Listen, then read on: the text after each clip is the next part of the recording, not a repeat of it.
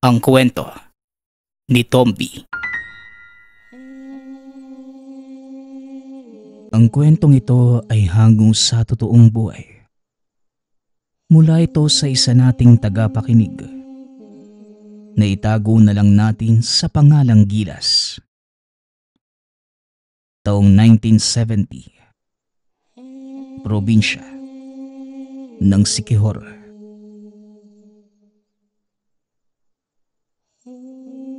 Panahon ng tag-init na mga panahong yon. Abala si Anita sa pag-aayos ng mga paninda sa mga magsasaka para maibenta sa pamilihan. Sa ganitong paraan nakakapag-ipon siya sa planong pagpasok sa kolehiyo. Anita, hindi ka ba napapagod? Sa araw-araw na pagbubuhat ng mga gulay na yan papunta sa palengke. Daig mo pa yung kargador sa mga karitong tulak mo . Wika ni Chano, kaibigan ni Anita. Isa sa mga kargador ng pamilihan. Napapagod syempre. Pero wala naman tayong karapatang magpahinga. Mahirap lang tayo. Wala namang magagawa yung mga magulang ko para mapag-aral ako sa kolehiyo. Nakausap ko na si Nanang sa bayan. Kailangan ko lang mag-ipon ng pang-uniform at pamasahe. Siya na daw ang bahala sa tirahan at matrikula. Kaya nga nagsisipag ako . Gusto ko na talagang tumapak ng kolehiyo. Ikaw ba, Chano? Kontento ka na ba kung anong meron ka ngayon? Hindi ka ba nangarap na isang araw hindi mo na kailangang magbuhat ng mga karne? Mukha ka nang galing sa digmaan tuwing matatapos ka sa trabaho. Sa dami ng dugo mo sa katawan. Magpahinga ka din, no? Wala ka namang binubuhay, di ba? Tugon ni Anita. Huwag mo kong alalahanin. Ayos lang ako. Isa pa maayos naman ang pasahod sa akin ng amo ko. Tsaka, masaya ako dito sa palengke. Nandito kayong mga kaibigan ko. Ano pa bang hahanapin ko, di ba? Muling wika ni Chano. Ay sus, kaibigan lang ba? Alam mo, Chano, hanga talaga ako sa'yo. Hindi mo naman kailangang magtrabaho dito. Malawak ang lupa nyo. Ewan ko ba sa'yo kung bakit nagtsatsaga ka sa malansang trabaho? Sabat ni Gilas. Kakaiba kila Anita at Chano ang diskarte nito. Gamit ang retaso ng mga kahoy at mga materyales na mahihingi sa pamilihan. Bumubuo ito ng mga karito na pinaparentahan sa palengke para magamit sa mga paghakot ng produkto, papasok at palabas ng pamilihan. Ayaw ni Gilas sa mahihirap na gawain. Palagi niyang sinasabi sa sarili na hahanap siya ng problema sa pamilihan na maaari niyang magawa ng solusyon para mapagkakitaan. Dahil sa diskarte nito, nagagawa niyang suportahan ang ina na hindi na nakakapaghanap buhay simula ng malumpo. Dahil sa pakikipagtalo sa lasinggerong asawa, naitulak siya nito sa hagdan.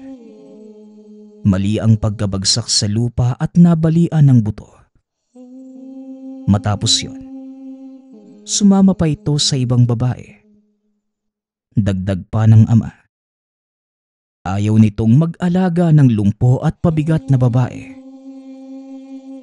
Kaya't 15 anyos pa lamang si Gilas hanggang sa magbinata. Siya na ang kumakayod para sa kanila. Alam mo, Gilas, bilib ako sa hilig mo no?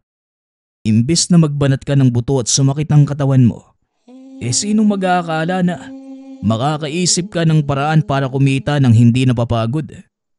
Mas malaki pa yata yung kita mo kumpara sa mga kargador at tindera dito sa palengke. Wika ni Chano. Oo nga, asawa na lang ang kulang sa'yo. Para meron naman sa'yo nag-aalaga. Kita mo oh, kumikita ka nga. Pero napapabayaan mo naman ang kalusugan mo. Kumpara kay Tiano na mukhang solido ang katawan. Parang kapag umihip lang ng hangin ng malakas, tatanghin ka na. Palagi ka rin kasi nagpapalipas ng gutom. Dagdag ni Anita. Sa kanilang tatlo, si Gilas ang pinakamatagal na sa paghahanap buhay sa pamilihan. Samantalang si Tiano naman, dumating 1 buwan mula nang mag-isa si Anita sa pagtitinda sa palengke. Sa araw-araw, ganito ang tagpo nila sa pamilihan. Palaging naroon si Gilas at Tiano sa pwesto ni Anita. Kayong dalawa ba ay walang ginagawa? Kanina pa kayo nandito. Wala namang tatangay diyan kay Anita. Kung makabantay kayo nanakawin ba yung kaibigan nyo? Kaya walang bumibili sa mga tinda ko Natatakot sa inyong dalawa. Ang mabuti pa, mamasyal muna kayo sa ibang lugar. Huwag nyo kaming abalahin dito at naghahanap buhay kami. Saway ni Aling Virgie, tindera sa katabing pwesto ni Anita. Nakangiti lang naman ang dalawang binata. Naghihintay kung sino ang unang aalis. Subalit isang araw, makalipas ang halos 1 taong samahan, biglang nawala si Tiano nang walang pasabi. Tumigil na ito sa pagiging kargador, ni hindi na nagawi pa sa pamilihan. Ang alam lamang nila Gilas, nagmamay-ari ito ng malaking lupain.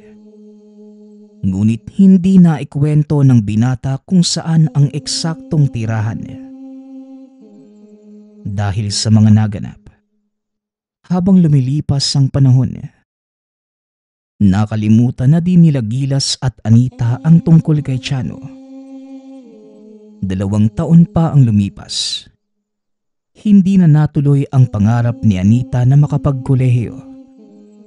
Lahat ng ipon niya napunta sa pagpapagamot sa amang may sakit. Kaya napako na si Anita sa pagtitinda. Habang si Gilas naman mula sa mga kariton, nakapagpundar na ng 2 tricycle na kagaya ng mga kariton. Ginagamit din sa palengke.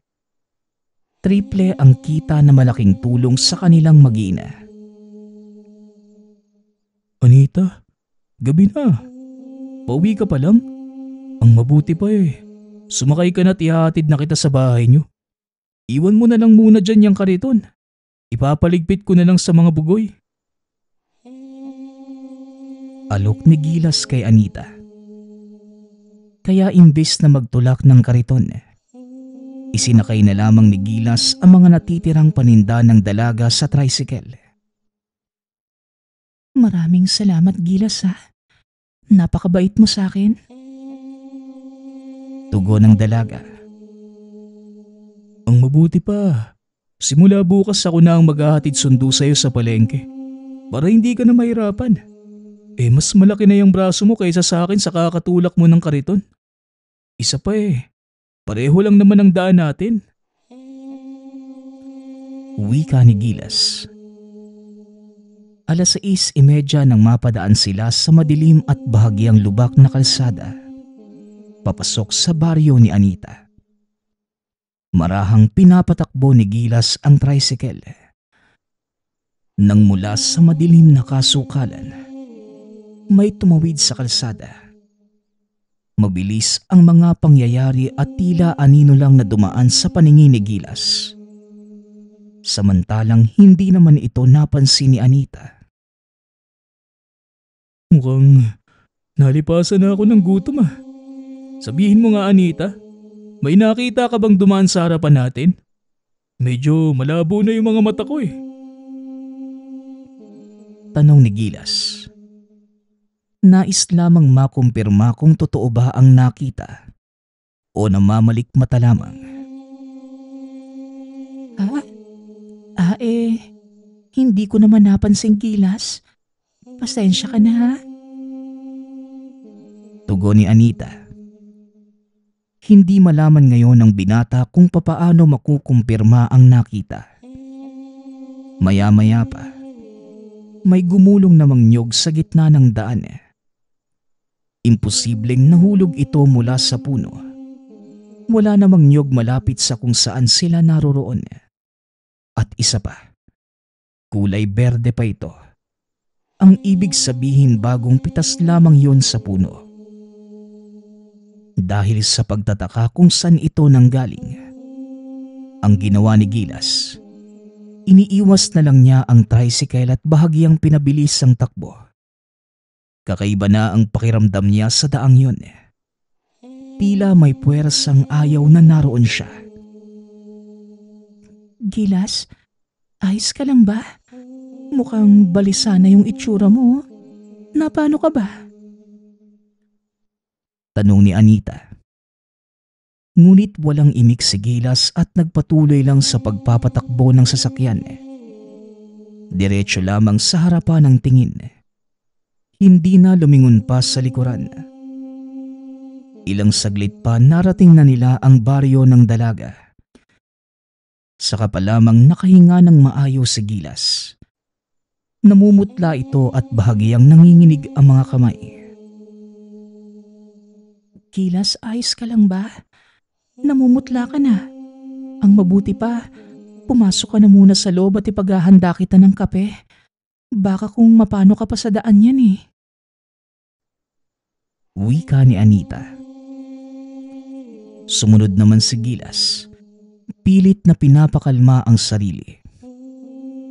Nang makainom naman ng kape at makabalik sa sarili, doon lamang ito nagsalita. Anita, may napapabalita ba sa inyo na kakaibang nilalang? Mga nakikita sa gabi? O kaya mga nagpaparamdam? Tanong ni Gilas. Wala naman sa pagkakaalam ko. Kita mo nga oh, nasa labas pa nga yung mga bata at naglalaro. Eh bakit ba? Anong nangyari? Tugon ni Anita. Kanina kasi habang nasa daang malubak tayo, pagkatapos nating malampasan yung nyug na gumulong sa daan, may sumabay sa ating mabalbong lalaki. Nasa gilid ko, sinasabayan yung takbo ng tricycle. Kahit hindi ko lingunin, alam kong nakangiti at nakatitig sa atin. Kasabay natin hanggang sa bukada ng baryo. Doon pa siya huminto ng takbo. Akala ko nga, aatakihin ako eh. Wika ni Gilas. Natulala naman ang mga magulang ni Anita. Nakikinig pala ang mga ito sa usapan ng magkaibigan.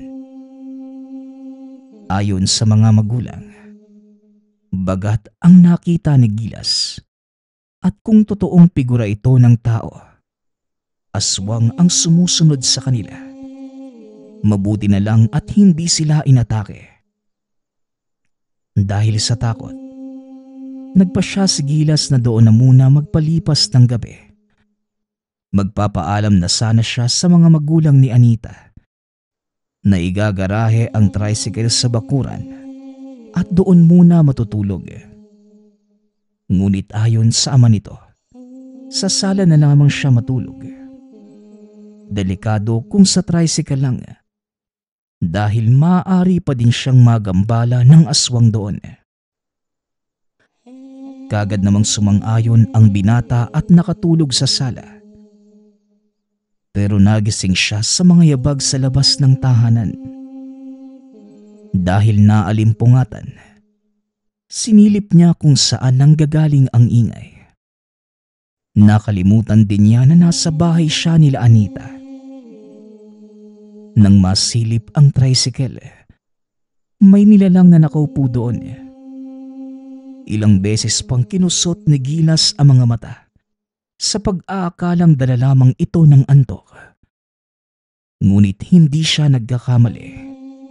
Yun mismo ang nilalang na sumabay sa kanila kanina.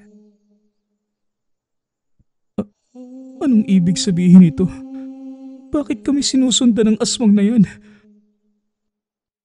Wika ni Gilas sa sarili. hanggang sa tumayo ang nilalang.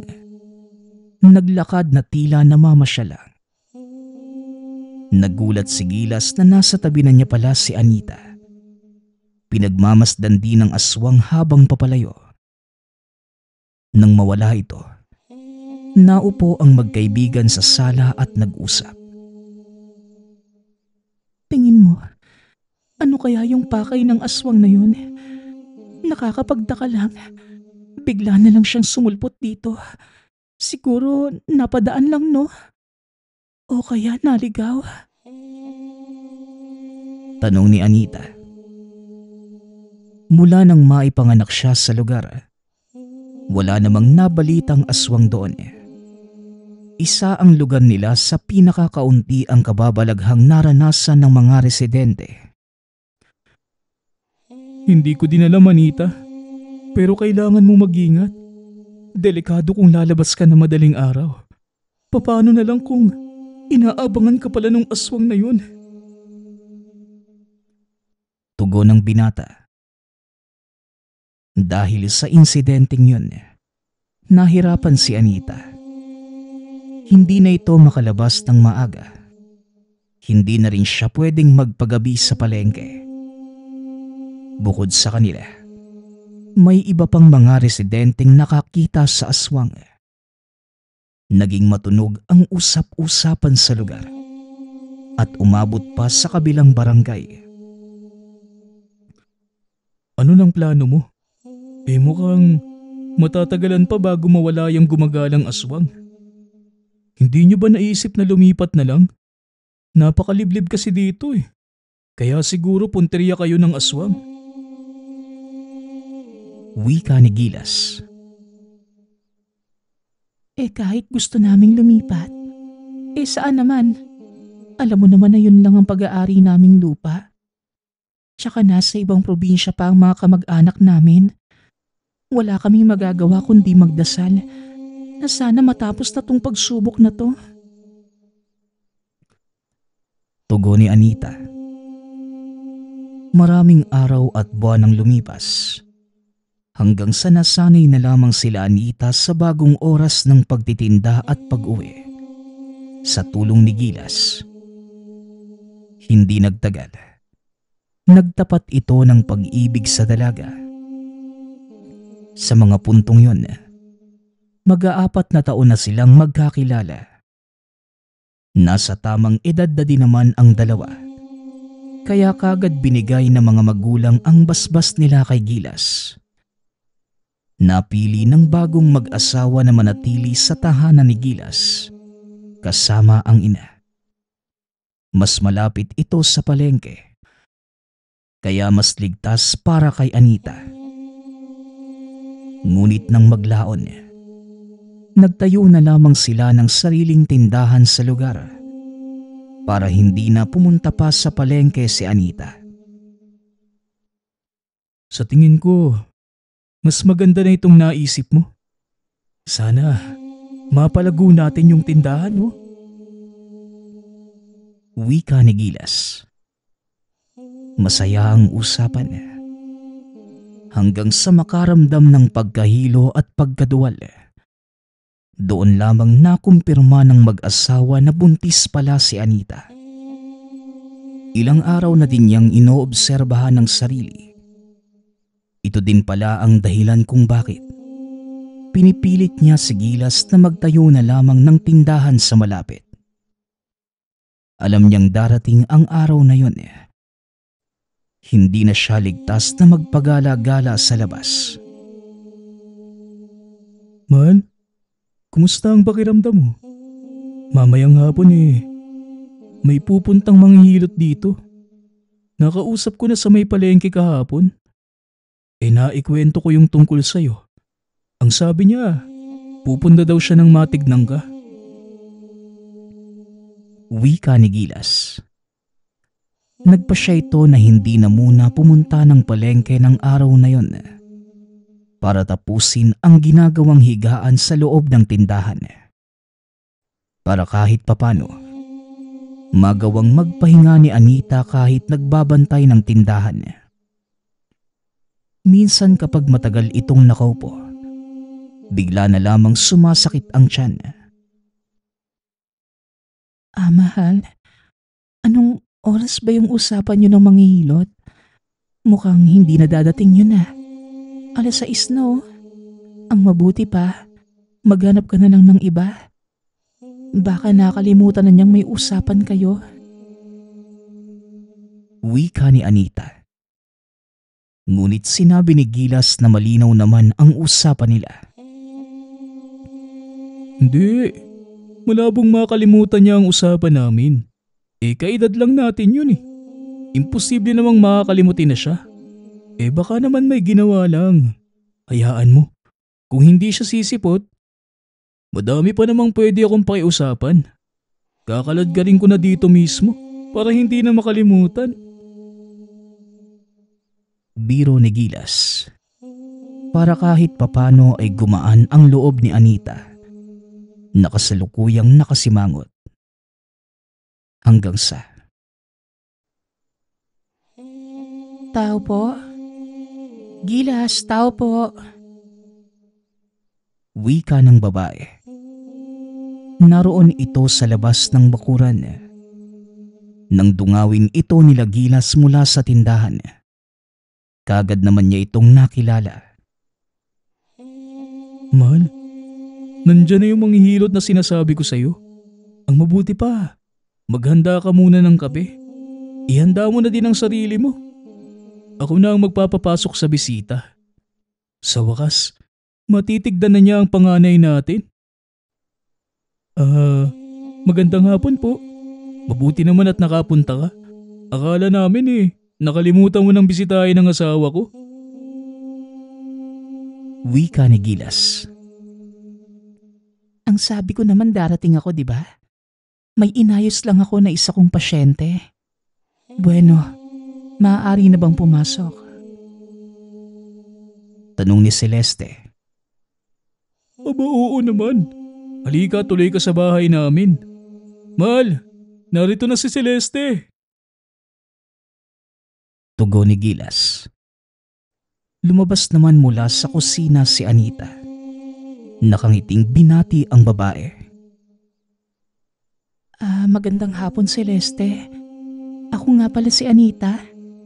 Maraming salamat sa pagpunta mo ha. Hindi mo alam kung gaano kami kasaya na matitignan na ang anak namin. Gusto kasi namin ni Gilas, masiguradong malusog ang anak namin. Bungad ni Anita. Masaya akong makakatulong sa inyong mag-asawa. Wika ni Celeste. Hanggang sa napansin nito ang pagtataka sa mukha ni Anita. Anita, pasensya na ha. Pero may bumabagabag ba sa'yo? Tanong ni Celeste. Wala naman. Pasensya ka na ha. Ngayon lang ako nakakita ng dalagang manghihilot. Ang bata mo pa pala. Magkaedad lang yata tayo. Pero nakakabilib ka. Marami ka nang alam sa panghihilot at pagpapaanak. Tugon ni Anita. Sa pagpapaliwanag ni Celeste, mula talaga ito sa lahi ng mga kumadrona.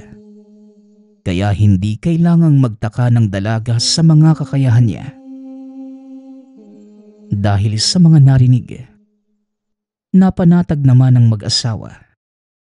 Alam nilang alam ni Celeste ang ginagawa niya. Napakagaan ng mga kamay nito. Ang mabuti pa, mag-usap na muna kayo ha. Maghahanda lang ako ng merienda. Diyan na muna kayo. Pagpapaalam ni Gilas, kasabay ng pagpunta nito sa kusina. Unang inasikaso ni Gilas ang inang nasa kwarto. Pagkatapos naghanda na para naman sa bisita. Anong nararamdaman mo? Tsaka anong ginagawa mo tuwing masakit ang tiyan mo? Tanong ni Celeste. Habang inihahanda ang tila makabagong langis na ihahaplas sa tiyan ni Anita. Huwag kang mag-alala, Anita. Ako ang bahala sa iyo at sa anak mo. Pagdating sa kwarto, nadatnan niyang hawak ni Celeste ang tiyan ng asawa. Ngunit tulog na si Anita. Andiyan ka na pala, Gilas. Nakatulog yata sa paghilot ko ang asawa mo. Wala kang dapat ikabahala sa anak niyo. Malusog ang panganay mo. Ilang buwan na lang, makikita mo na siya. Huwag mo lang hayaang magsuot ng itim ang asawa mo. Hindi natin maiiwasan na may mapapadaang nilalang dito. Kailangan puti lang o pula ang pangtulog niya. Bili ni Celeste. Matapos yun, tumayo na ang manghihilot at nagpaalam na aalis na. Ay teka, magsalabat ka muna ng mainitan ng sikmura mo. Maginaw na sa labas. Tsaka ihatid na lang kita ng tricycle.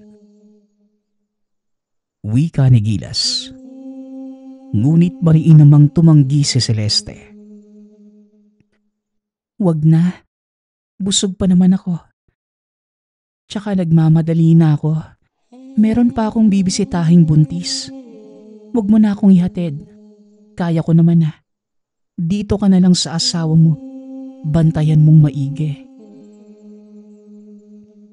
Wika ng dalagang kumadrona. Hindi naman nagpumilit pa si Gilas. Nakatanaw na lamang siya kay Celeste habang naglalakad palayo. Sa muling pagpasok sa silid, may naamoy itong kakaibang bangus sa paligid. Biglang nakaramdam ng antok si Gilas.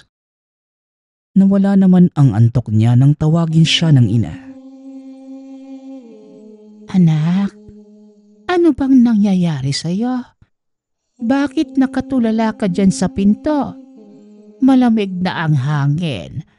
Ang mabuti pa, isara mo na yan at makakasama sa asawa mo ang hamog. Wika ng ina. Kaagad namang sumunod si Gilas. Hindi niya napansin na bigla na lamang itong natulala. Tila kakaibang pampakalma ang dulot sa kanya ng amoy ng langis na ipinahid ni Celeste sa asawa. Umaga na nang magising si Anita. Mahal, gising na. Di ba pupunta ka ng palengke ngayon? Agahan mo na lang umuwi nang makatulog ka mamayang hapon. Pasensya ka na pala kagabi. Hindi ko na kayo naipaghanda ng hapunan. Nag-uusap lang kami ni Celeste. Hindi ko na malayan na nakatulog na pala ako. Wika ni Anita. Oo nga mahal eh. Nakita kitang tulog nang pumasok ako sa kwarto. Mukhang magaling talaga na manghihilot si Celeste, no? Isa pa eh. Nagbilin pala siya kagabi. Huwag ka raw magsusuot ng itim kapag natutulog ka. Puti o pula lang daw para sa proteksyon ng bata. Tugon ni Gilas habang nag-aalmusal. Mahal, agahan mo umuwi ah. Darating sila tatay mamaya para bisitahin tayo. Tsaka, hahanapin ka ng mga yon pagdating nila. Magdala ka na din ng karning mailuluto ha. Alam mo naman, paborito nila ang adobo. Bili ni Anita. Naging abala ng araw na yon si Gilas.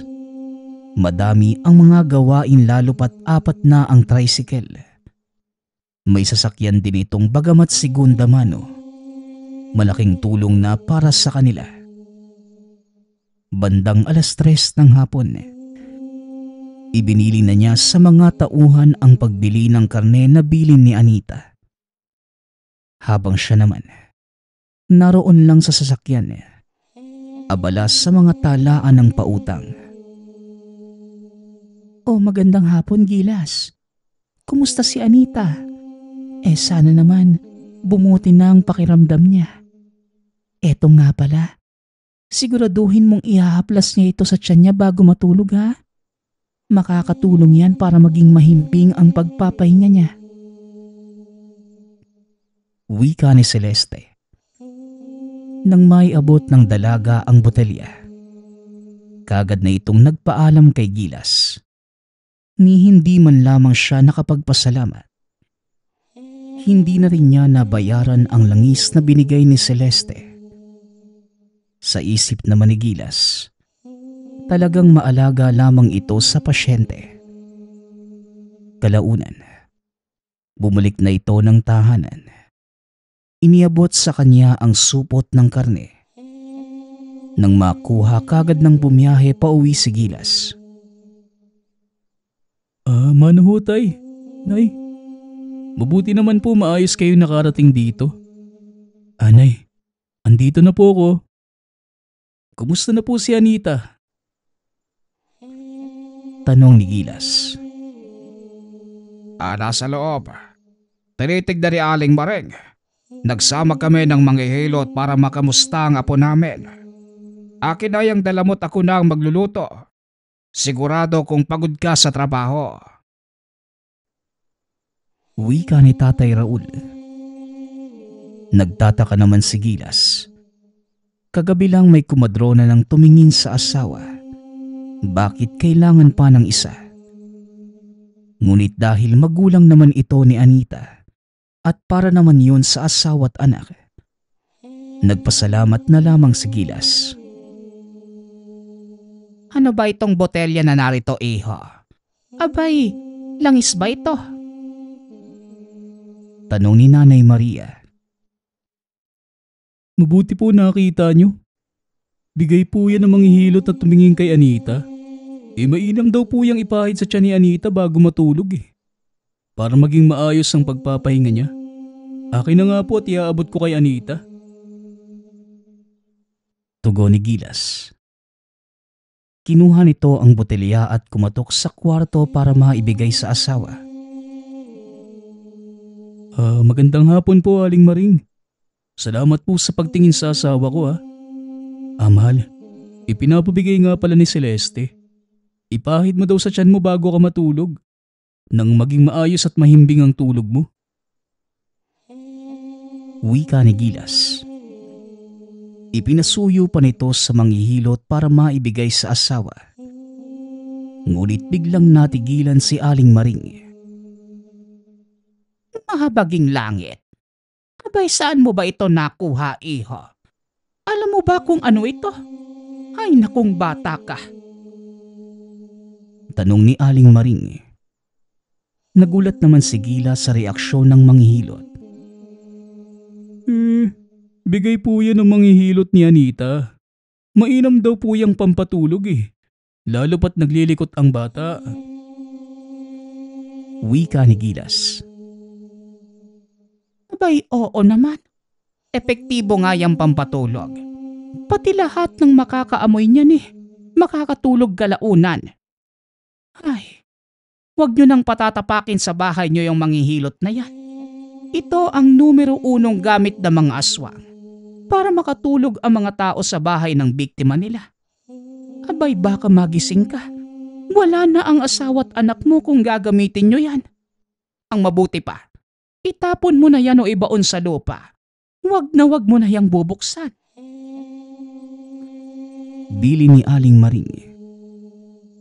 Dahil sa mga nalaman, nagulat si Gilas.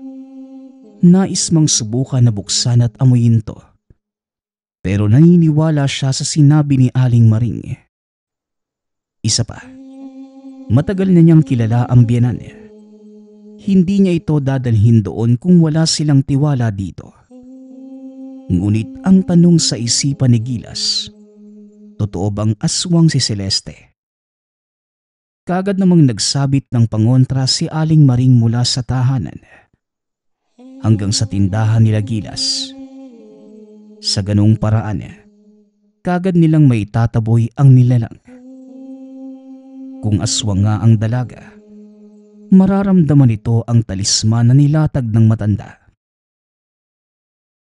Sinabi ko na sa'yo, iho.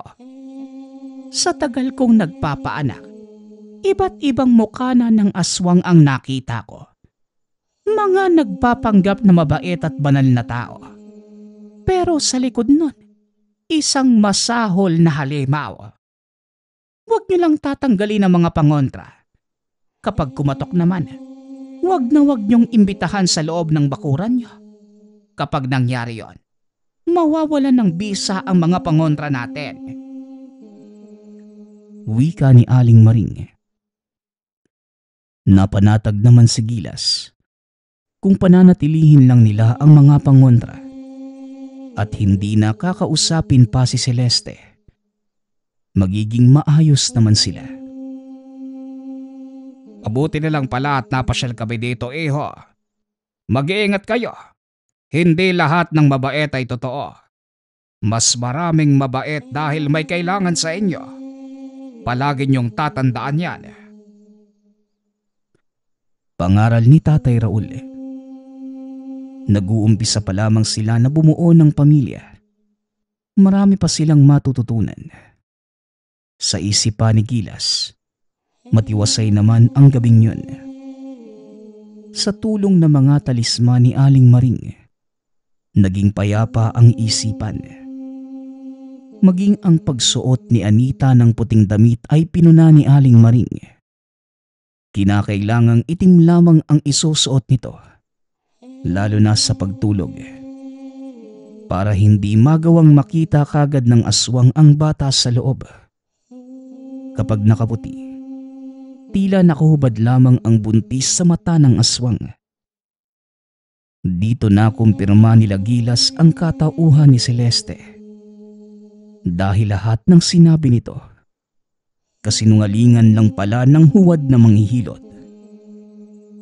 Bagamat nakakarinig sila ng mga paghuni ng tiktik, subalit alam nilang hanggang doon lamang ang kaya nitong gawin sa kanila. Madaling araw naman, bumuhos ang malakas na ulan. Wala itong tigil hanggang sa sumapit ang umaga. Gilas, arak. Kailangan na naming umuwi. Mukhang hindi titila ang ulan. Walang bantay yung mga baboy namin doon.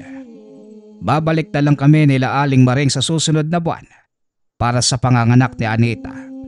Mag-iingat kayo dito. Wika ni Tatay Raul. Tay, masyado pong malakas ang ulan. Delikado po sa daan. Ang mabuti pa, mahal, ihatid mo na lang muna sila tatay sa bahay. Baka mapano sila eh. Pakiusap ni Anita. Mas maganda po yun, Tay. Hindi naman po kami matatahimik kung hindi naming malalamang ligtas kayo nakauwi. Hayaan nyo na po akong ihatid kayo. Total umaga pa naman. Mga pananghalian siguradong narito na ako.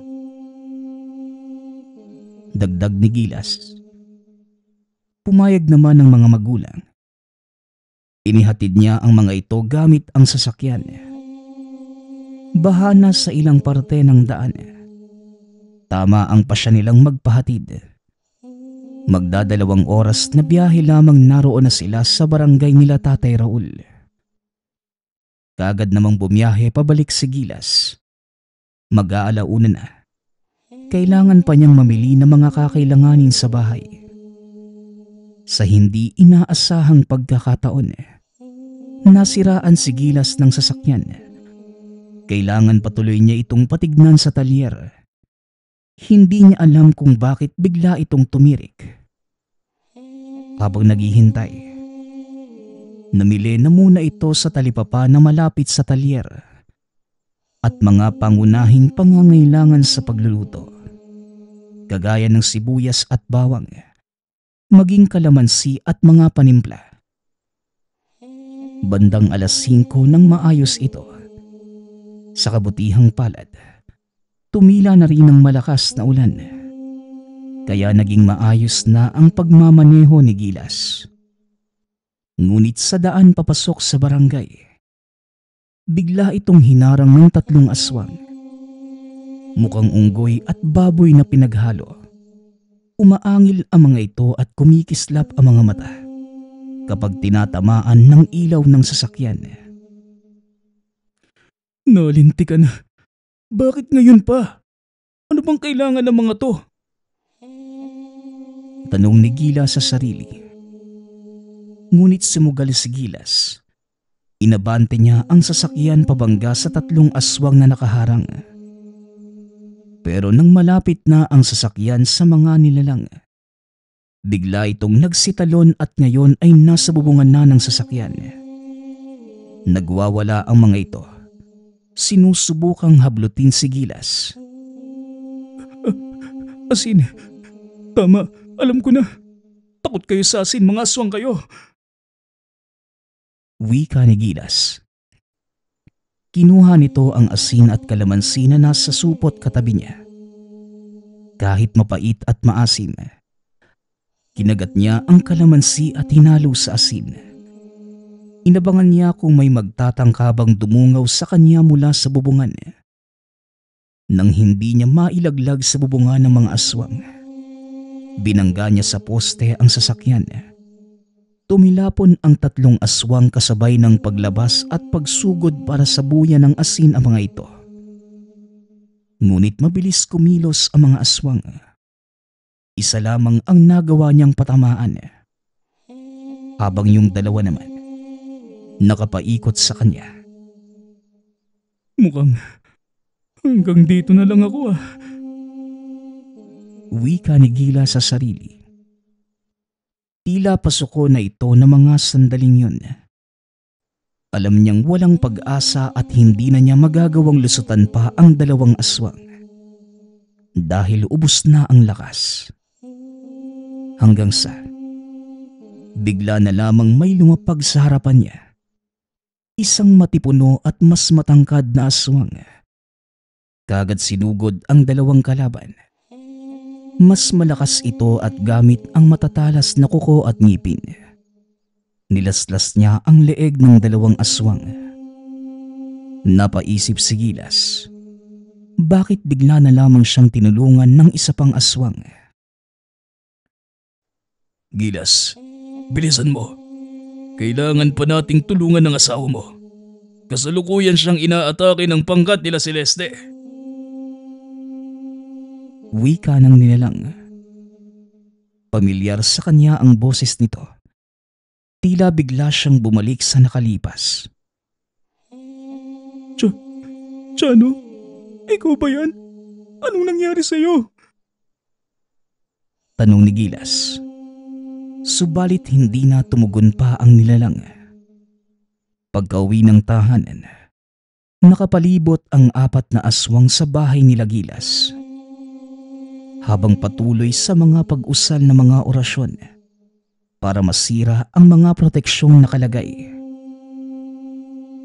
Pakilamero ka din talaga, Chano. Hindi mo pa din ba makalimutan itong mahal mong si Anita? May asawa na siya. Wala ka ng pag-asa. Wika ni Celeste. Naibang ka na, Celeste. Tumupad ako sa kasunduan natin. Lumayo ko kila Anita at Gilas, kapalit ng paglubay niyo sa kanila. Pero di ba, kayo ang sumisira sa usapan natin. Sa tingin mo ba, nahimik na lang ako matapos mo kong traidorin? Tanong ni Chano. Kaya pala bigla itong nawala. At hindi na nagparamdam pa kila Gilas. Kailangan niya itong gawin para mailigtas ang 2 kaibigan. Ngunit ngayon, desidido sila Celeste na kunin ang bata sa sinapupunan ni Anita. Hindi ako manhid, Chano. Alam kong iniisip mo pa rin si Anita kahit kasal ka na sa akin. Akala mo ba hindi ko alam na ilang beses mo nang hinarang ang mga aswang na balak kainin ang babaeng ito? Sa akin ka lang nababagay, Chano. Ipapakain ko sa angkan ko ang pamilyang ito para matigil ka na sa kaibangan mo. Wika ni Celeste.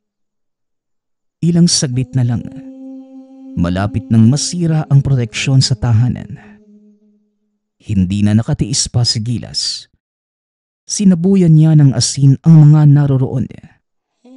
Nais nitong makapasok sa loob ng bakuran at maayos ang mga talisman bago pa tuluyang mahulog at mawala ang bisa. Nang makalampas sa mga aswang, kagad humarang si Chano sa daan para hindi na masundan ng mga aswang si Gilas. Gilas pare, pumasok ka na sa inyo. Ako nang bahala dito. Huwag mong hayaang may makalapit kay Anita. Kahit anong mangyari. Wika ni Chano. Nakatanggap naman ng mga pagkalmot si Chano mula sa aswang na si Celeste at sa mga kamag-anak nitong naroon.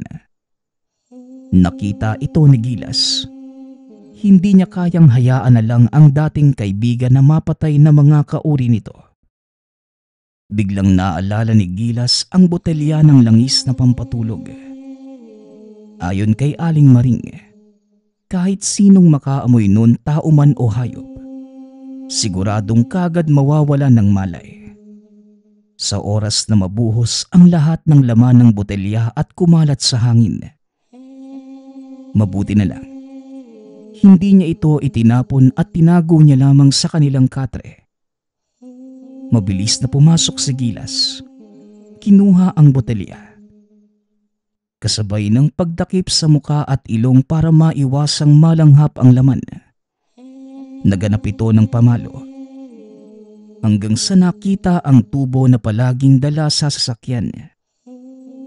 Muling lumabas si Gilas at nakita. Naroon at duguan na si Chano. Napaluhod na ito sa sobrang panghihina. Ngunit napabagsak niya na din ang ilan sa mga aswang. Si Celeste at dalawa na lamang ang naroon. Papalapit na kay Chano upang patayin ito. Wala ka ng puwang sa aming angkan. Isa kang traidor at mahinang aswang. Nagkamali ako sa iyo, Chano. Pasensyahan na lang tayo. Wika ni Celeste. Akmasa nang pupugutan na ng ulo si Chano.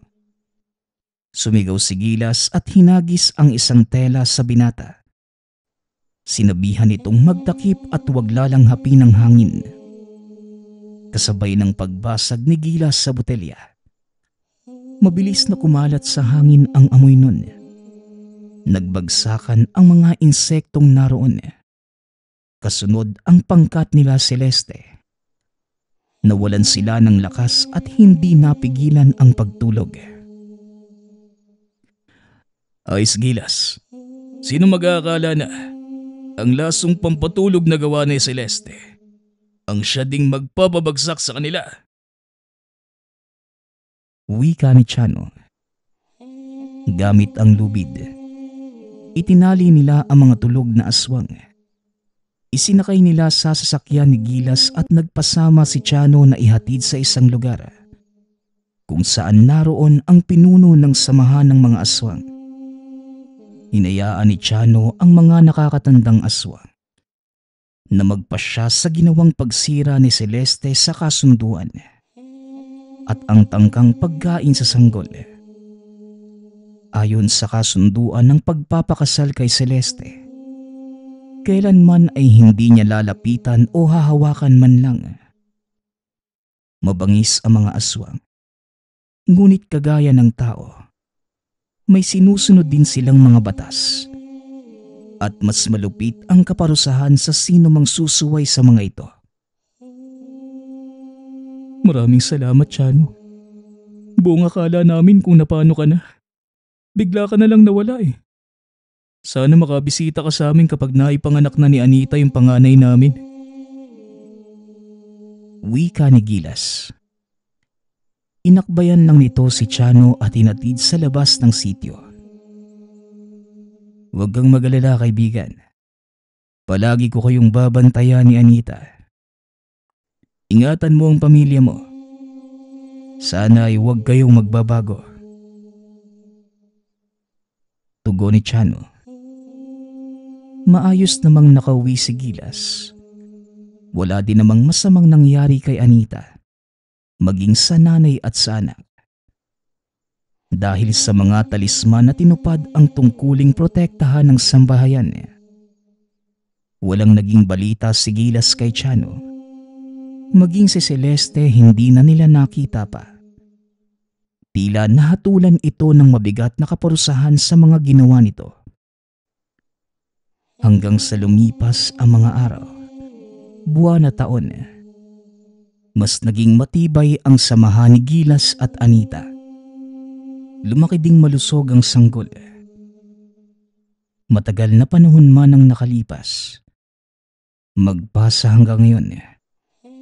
Umaasa pa din ang mag-asawa na makita muli ang dating kaibigang si Chano.